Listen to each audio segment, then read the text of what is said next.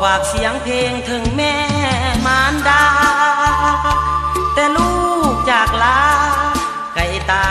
มานานหลายปีได้ยินข่าวซาว่าลูกเป็นคนบ่ดี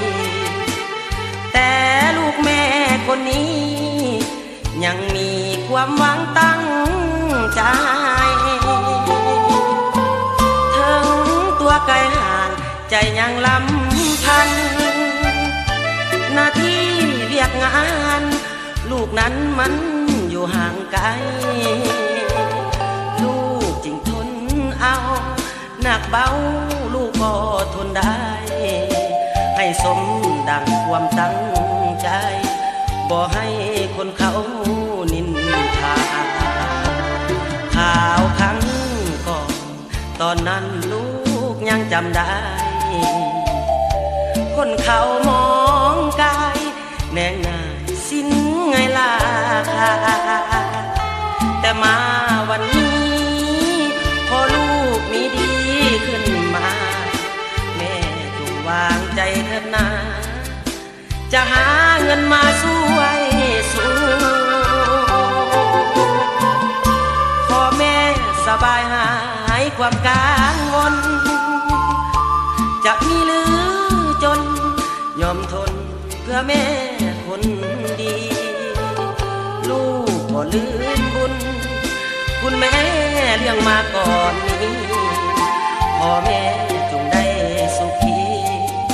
ลูกนี้จะมาเยี่ยมย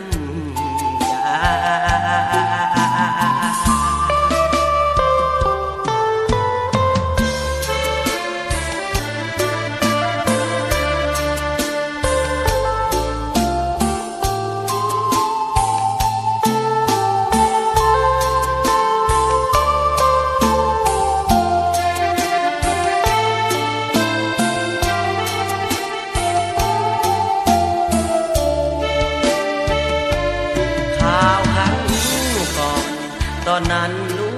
กยังจำได้คนเขามองกายแนงนายสิ้นไงล่ะค่ะ